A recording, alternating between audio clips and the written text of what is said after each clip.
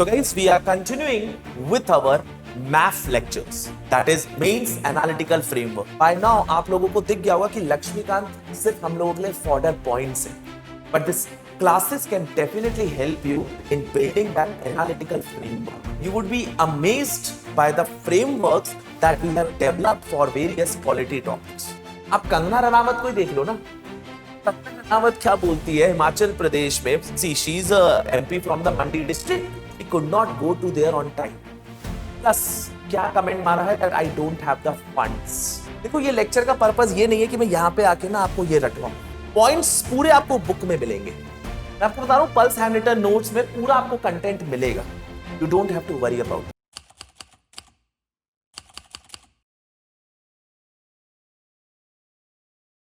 Hello and welcome students to Pulse IAS. So guys, we are continuing with our math lectures, that is mains analytical framework. And I'm pretty sure कि आप लोगों ने अभी तक जो भी lectures देखे होंगे, you would be amazed by the frameworks that we have developed for various polity topics. And economy तो देखो आपको पहले से ही कोई डाउट नहीं था, but the polity frameworks that we have developed as of now was completely in align with the latest UPSC pattern. मैं कितनी बार आपको इंसिस्ट कर रहा था कि एनालिटिकल अंडरस्टैंडिंग में फोकस करो, and this year after 2-3 years of a break in the polity, I have to come up again to give you such frameworks, master frameworks.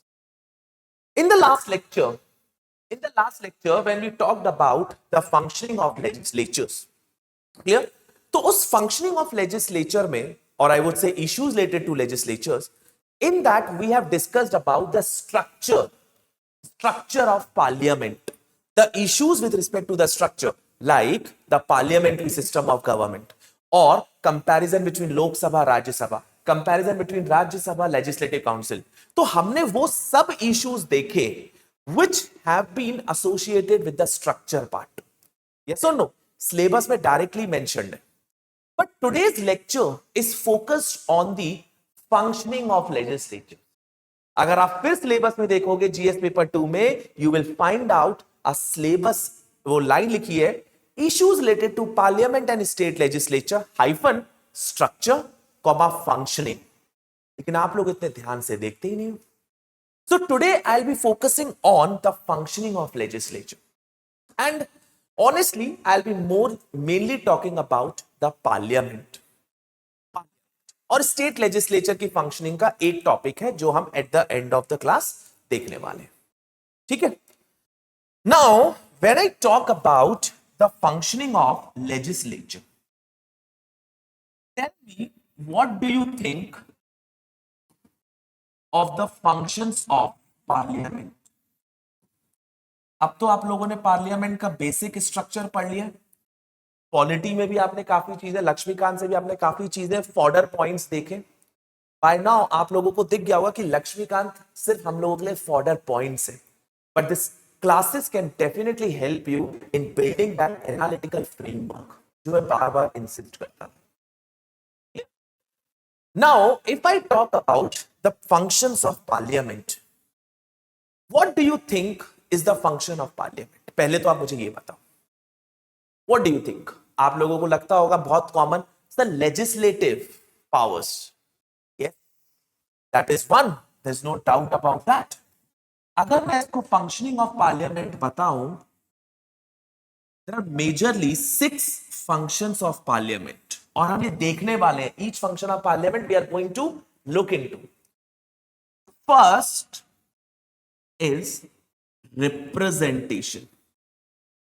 One function, the most important function of the parliament is representation and grievance ventilation. Grievance ventilation. Yes or no? See, parliament, हम लोगों ने कौन सी democracy adopt की है? India has adopted representative democracy. Yes or no? Now, when we have adopted representative democracy, the representation is being manifested in the form of parliament. Is being manifested in the form of parliament, where MPs have been elected to voice our concerns, to ventilate our grievances, to fight for our issues, like you must have seen in the recent MP, अगर आप monsoon session देखोगे 2025 का, there have been so many incidents such as अगर आप देखोगे Ramtek district of MP, तो Ramtek district उनके जो एमपी हैं, they voiced the concerns for the tribals. They voiced the concern that the tribals are losing their life due to the tiger reserves nearby. And how can they, like, how can he's like expressing the grievances which is happening in their constituency. Not only that, आप कंगना रनावत को ही देख लो ना, कंगना रनावत क्या बोलती है हिमाचल प्रदेश में, see she is a MP from the Mandi district, लगता है हिमाचल प्रदेश में, अब आप देखो she could not go to there on time, plus क्या कमेंट मारा है that I don't have the funds. तो एक जो पीपल है, a person who have elected them, the citizens who have elected her, they have a hope from them, yes or no? That is the one major function of parliament. हम detail में discussion करेंगे challenges and all such part. This is about framework. Let me build you the framework first of all. Second function of the parliament, the important function of the parliament is parliamentary control over the executive. Control over the executive. And when I talk about this control over the executive, it comprises of one, executive responsibility. Under article, remember, under article 75 clause 3. Not only that, the parliamentary control over the budget under article 112. Yeah, the president has to ensure that the budget to be submitted before both houses of parliament. This is executive responsibility. Second, ensuring administrative accountability. आज का administrative accountability one of the most important topic, हम start ही यहीं से करेंगे. Clear? I am not इलाबरेटिंग, हम लोगों का पहला टॉपिक ही है. Third is law making power. Law making power of the parliament, which you guys call it as legislative power, which you guys call it as legislative power. लेकिन ये जो legislative power है ना guys, it's very important for the country's development, for social engineering. ये words आप सोच रहे होगे सर आपने कहां से लिए. बाबू मैं आप लोगों को एक बात बताऊं, these words have been taken from the very nice book Subhash Kashyap book Our Parliament. Third, legitimization. देखो आप लोग जाते हो चैट जीपीटी में for these words, हम जाते हैं back to the roots, that is the book. and ये जो functions of parliament बता रहा हूं ना, actually I have taken it from the Subhash Kashyap Our Parliament. तो अब ये देखो law making power, one of the nicest, one of the important function of the parliament, जो हम डिस्कस करेंगे डिटेल में. But what is the purpose of the law making power? That if they have to pass the laws for that will benefit the country's development, that plays a very important role in social engineering, that means bringing social change. Sir for example आप बताइए transgender act 2019, और transgender act को अपन यहां डालते हैं, यहां पे हम abolition of untouchability, yes or no, protection of civil rights act. Then apart from that you have this transgender act. Then we have Hindu Act 1955, which codified the Hindu personal laws. That was again in 1955 that has been passed. That has been there to impart social change in the society. Next, abolition of triple talaq through Muslim Act, Muslim Protection Act in 2019. So there's then another act here for legitimizing. देखो supreme court recognize transgender as a third gender, लेकिन you have legitimized it through the transgender act 2019. This gives legitimization. तो आपके अब official records में लिखकर आता है male, female, third gender. This is the importance of law making power. Fourth is यहां से क्वेश्चन आ रहा है, कॉन्स्टिट्यूशनल अमेंडमेंट पावर्स। कितनी बार क्वेश्चन आ चुका है? Constitutional amendment powers. The power of the parliament to amend the constitution under Article 368. Under Article 368. Sir, what are the limitations of the parliament to amend this constitution, sir? What are the limitations? हम discuss करेंगे. There are procedural limitations, there are substantive limitations. Fifth is conflict resolution and national integration. So parliament is the place to resolve the conflict and come up with a solution. Come up with a solution so that we can take the countries, you can say we can take the country's development forward together. Not just only the ruling party, both ruling party and the opposition party. They, yes, opposition party criticizes, come up with some constructive criticism. But all this is meant to keep a check on the ruling party, to prevent the use of, you can say, excessive power or the arbitrary use of power. So resolution of conflict, at the same time national integration. When you have one political institution, legislature, that gives an identity of an integration. There are so many other powers that you can put it here. Other powers. Other powers is use of parliament for educational purpose. Educational purpose के लिए भी है क्या? नहीं है? Educational purpose. आप देखते हो कई बार, आप लोकसभा राज्यसभा के अगर डिबेट्स देखते हो, यू लर्न फ्रॉम देम. हाँ, कई बार चीजें होती है, ड्रामा होता है. कई बार आप देखना, रिसेंट अभी एक एमपी स्पीच दे रहे थे अपने, तो जैसे ही आप एक एमपी स्पीच दे रहे तो लाइव टीवी में आएंगे, उनके पीछे जगह खाली थी. ये भी रिसेंट सेशन की बता रहा हूं, उनके पीछे जगह खाली थी. अब वहां पे 3 एमपी लड़ बैठ रहे थे that I take that seat, क्योंकि पता है when that MP is speaking पूरा कैमरा उधर फोकस्ड है, तो पीछे रहेंगे तो वो भी कैमरा में आए, limelight. So these are other certain stuff that keep on happening. The point is the educational purpose के लिए use होते हैं. Then there are judicial powers also, like impeachment of the judges, president, and all the other stuff. Other stuff. लेकिन these are some of the important powers that we are going to discuss in the functioning of the parliament. Let me start with the first major power, that is a role of the parliament, that is control over the executive. Sir, control over the executive. Let me start the first. Let me start the first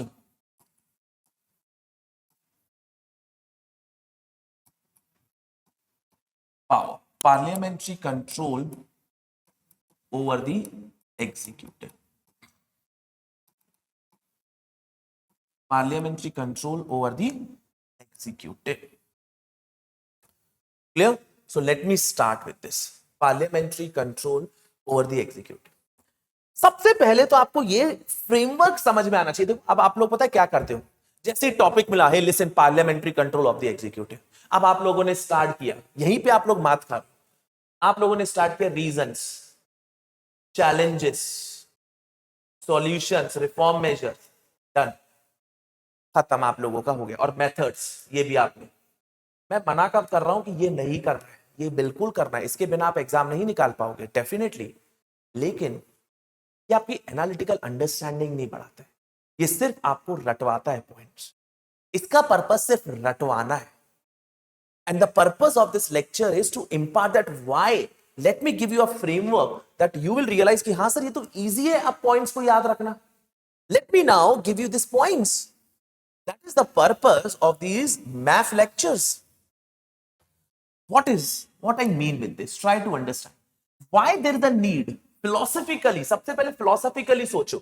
Why there is a need for parliamentary control over the executive? Let us think philosophically. Why? Let me give you the. See, India adopted this. I am not discussing, but you know, India adopted representative democracy. Now, when we adopted representative democracy, it simply means that the people will elect their representatives. Yes or no? The people will elect their representatives. They will elect their representatives. These are their representatives who will govern on behalf of them. तो मुझे बस ये बताओ, these are the representatives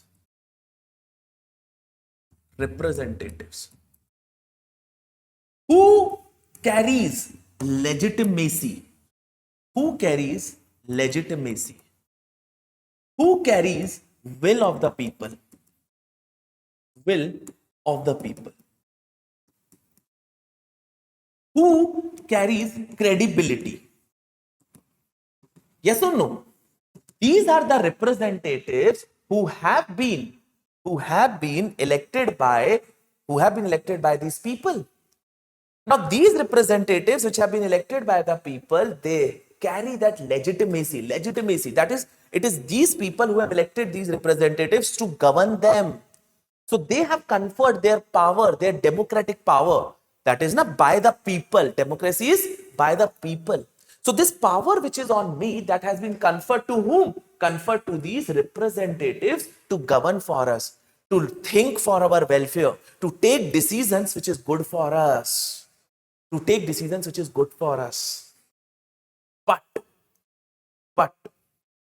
while the intentions were noble, you have selected certain representatives. In Lok Sabha, you have 543 representatives. In the Rajya Sabha, you have around 245 representatives. Point is, you have the representatives. But think of the limitations. Think of the limitations of these representatives. Think. बहुत ही lemon पहले आपको समझा रहा हूं. Limitations क्या है? पहली, first of all, these representatives are few in number. So it will be around 800 representatives. So when there are only few representatives, between 750 to 800 representatives, how they will be able to govern the country which is having the world's largest population? How? How can they govern the country with a population of 1.38 billion population? How? These 800 people. Don't you think so? Although they carry the legitimacy. Second, the representatives that have been elected, they do not possess technical expertise, technical or domain expertise. They do not have domain expertise. So how they can look for the welfare of the people? How they can look for the, you can say, provide the high quality, you can say, high quality health services, high quality education services? How they can look for the economic growth? Clear? This is technical, or they do not have this technical and domain expertise. Clear? They are more like, you can say, I would say amateur, lack this domain expertise, plus they do not have permanency. Now, when they do not have permanency, that means when after 5 years, new MPs will come up, how will the governance shift? Governance will again transition. और governance अगर आपका continuity नहीं है, stability नहीं है governance में, do you think you will be actually getting good welfare? No. Service delivery में disruptions होंगे. फोर्थ, अब आपने पार्लियामेंट बना तो दिया, लेकिन पार्लियामेंट में ये लोग बैठते कितना है? Fewer sittings per year.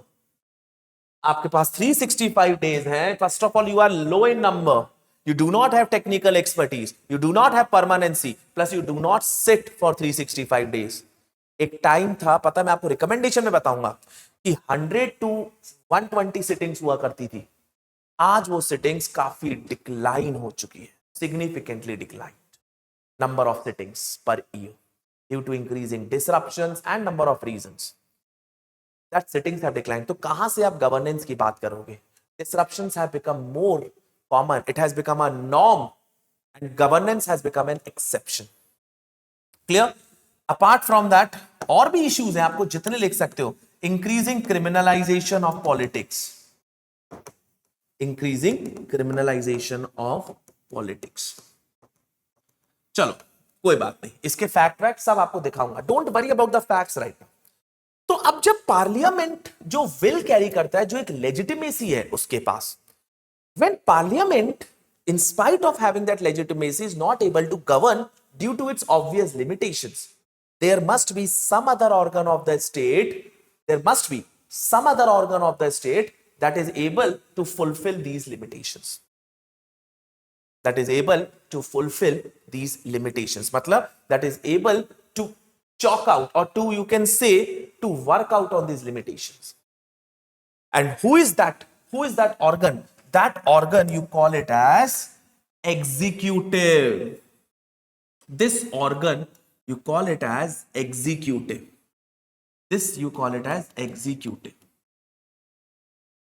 Clear? Which is headed by a political executive. It is headed by political executive, and this political executive is a part of a legislature. This political executive is a part of legislature. That is what we say fusion of powers. ना, इसीलिए हम इसको strict separation of powers की जगह fusion of powers. Different topic, कोई बात नहीं, उसको हमने अलग देखा हुआ है. But this is part of legislature. Clear? Now, this political executive, this executive is headed by a political person, which comprises of various permanent executive, जो आप हो, civil servants. यहां पे आप लोग यहां पे फिट होते हो. Are you understanding? You guys fit here. This is you. Now, let me tell you, this executive, especially the permanent executive, that is the bureaucracy, the civil servants. Let me tell you guys, the limitation in this here is you do not have the will of the people.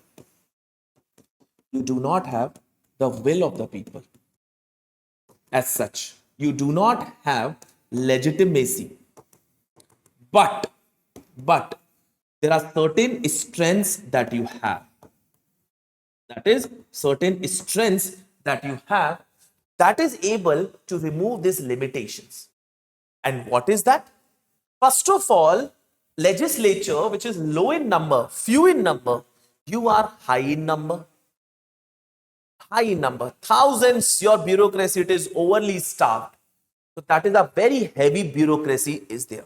So that is no concern about, there is no concern about few number. Second, you guys possess domain expertise. कैसे? Because of permanency. जब अगर आप एक जगह पर हो, अगर आप एक पोजीशन को सर्व कर रहे हो, you acquire the domain expertise. अगर आप हेल्थ डिपार्टमेंट में वर्क कर रहे हो, you acquire the domain expertise there. And third, here is again you guys get permanency. Clear? Fewer sittings आपके लिए तो 365 days per year है. आपके लिए 365 days per year आपको काम करना है. Yes, leave aside that holidays, national holidays and all, but you guys do not sit only few days per year, unlike this. So thereby, my whole point is, thereby, what is happening? You guys have strength, but the limitation is you don't have the will of the people. इसीलिए when executive discharges the functions, इसीलिए when executive asks for the money, कि executive budget कौन prepare कर रहा है, budget की responsibility under article 112 किसको दी गई है बताओ? That is given on the constitutional responsibilities conferred to whom? To the president, who has to ensure that budget is placed before both houses of the parliament. Are you getting my point?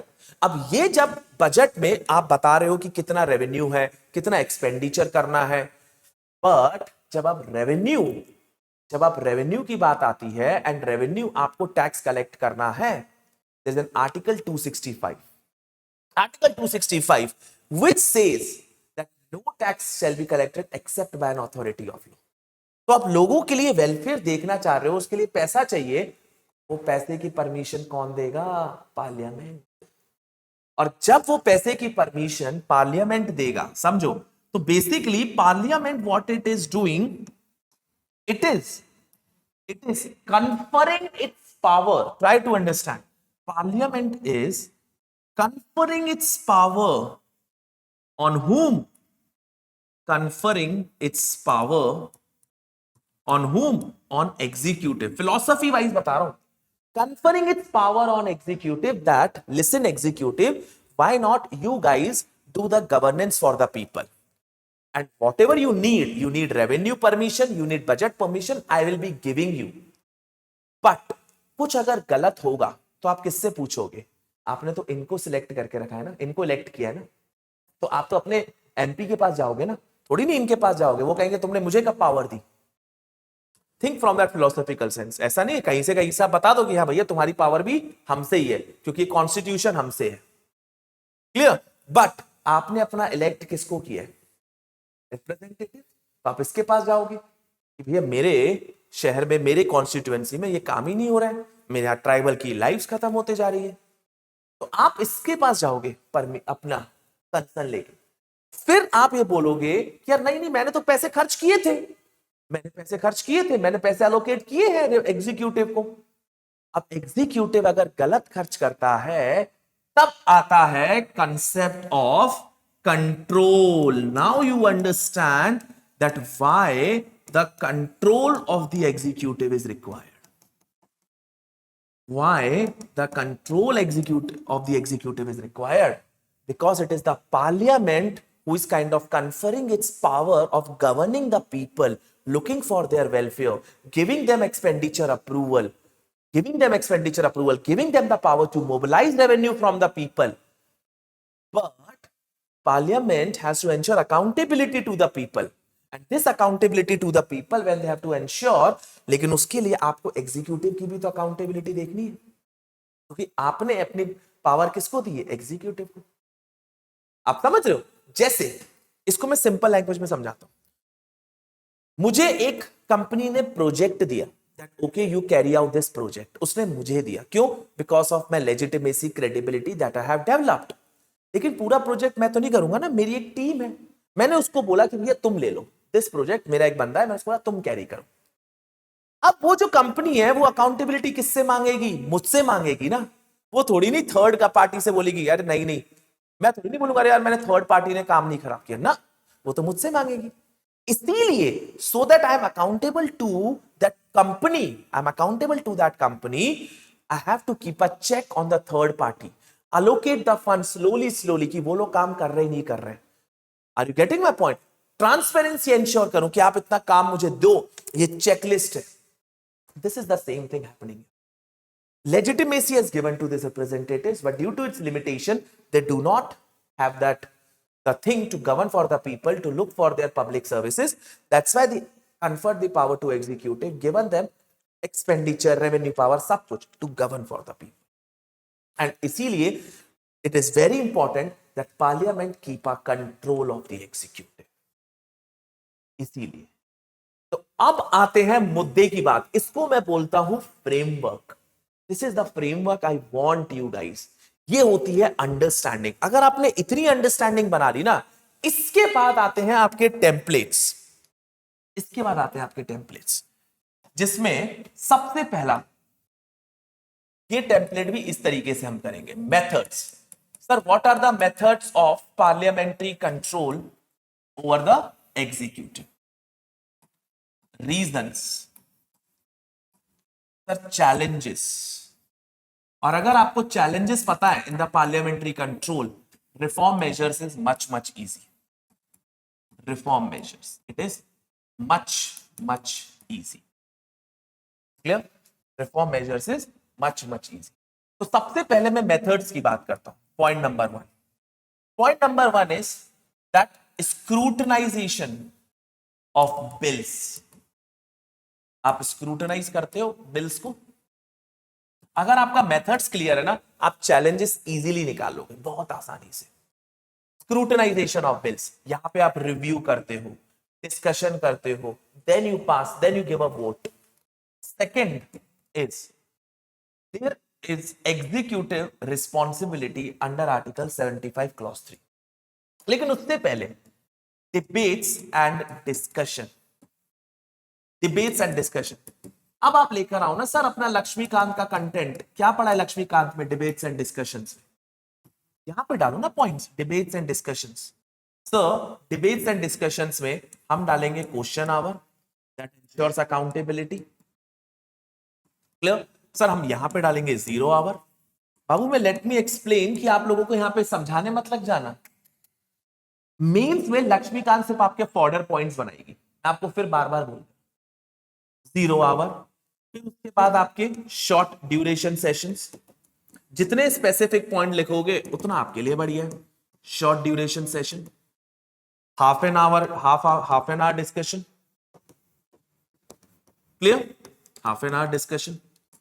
Next third is motions. आप देखो ना कितनी चीजें हम पढ़ेंगे यार. Motions, motions. अब motions में we will write it here. Adjournment motion,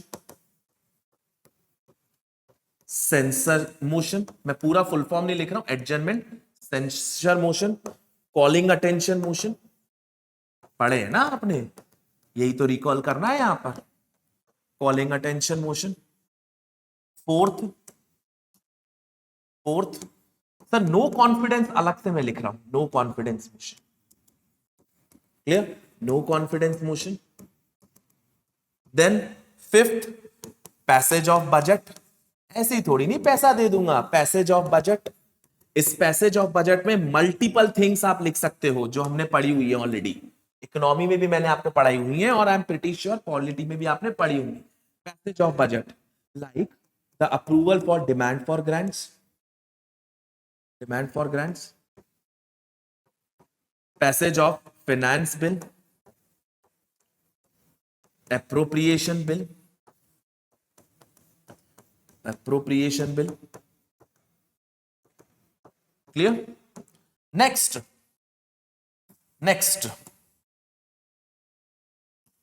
is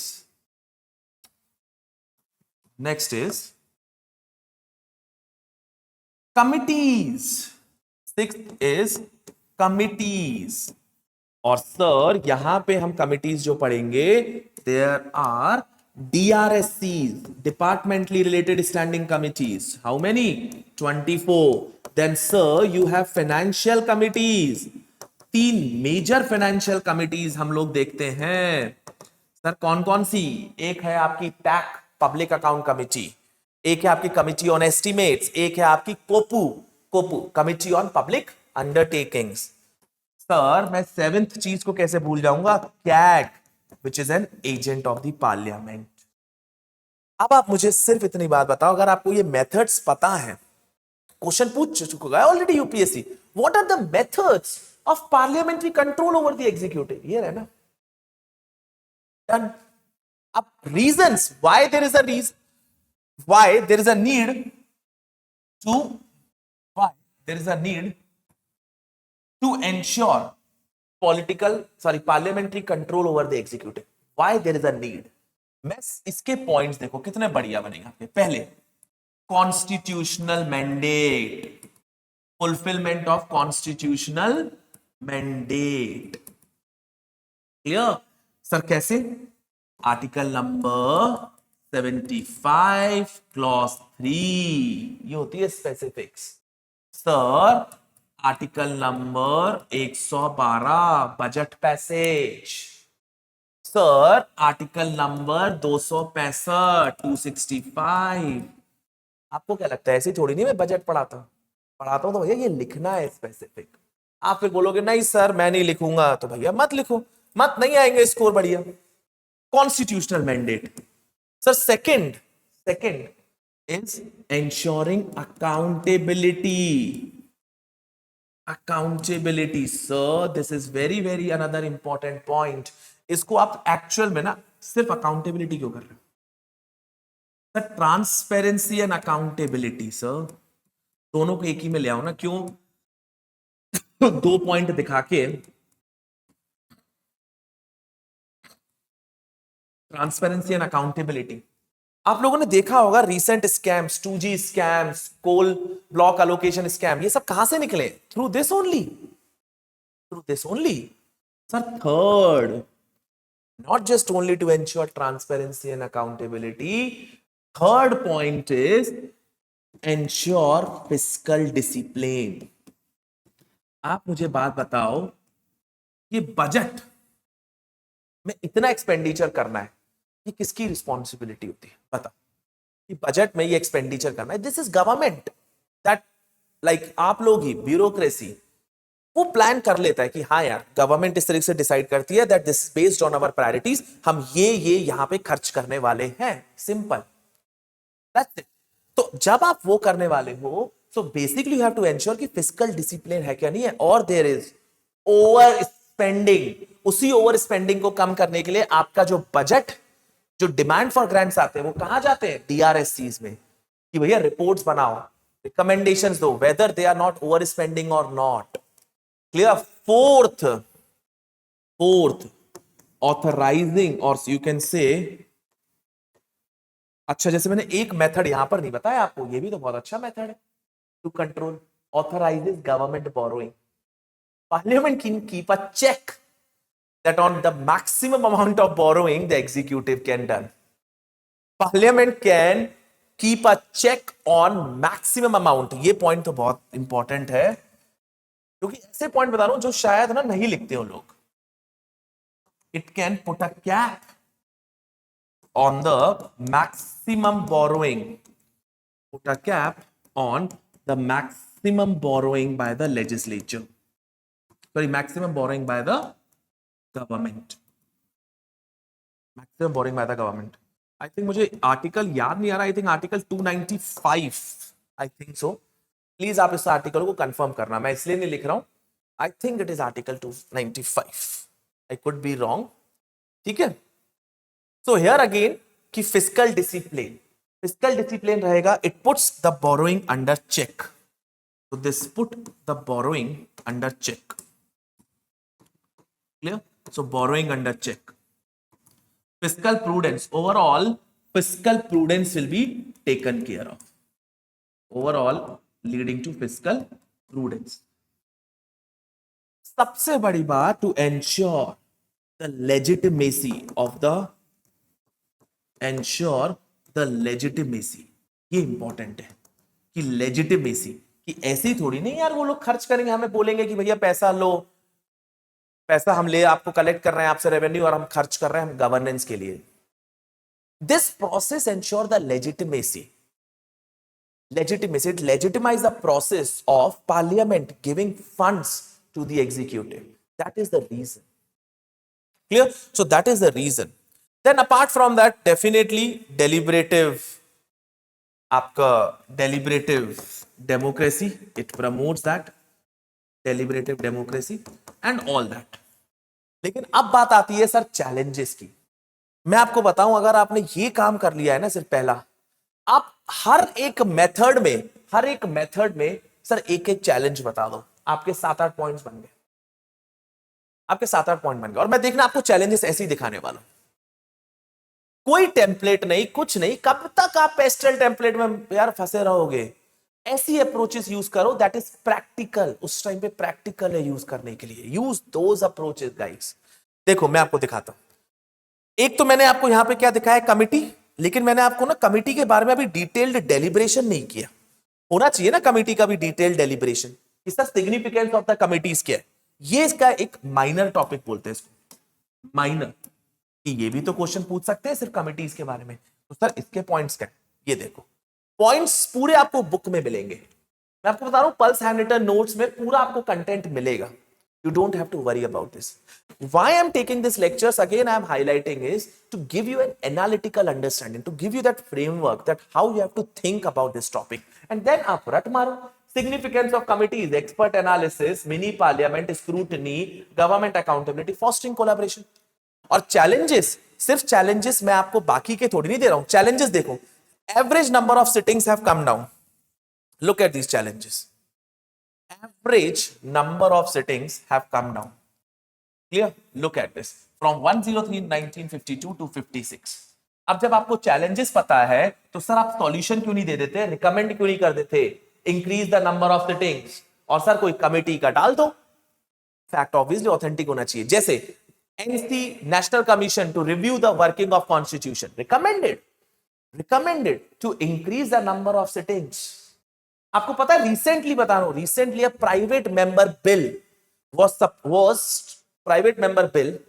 was about to come that says कि भैया मैंडेटरी सिटिंग्स करो 100 to 120 sittings per year. Look at the sittings, how much, 56.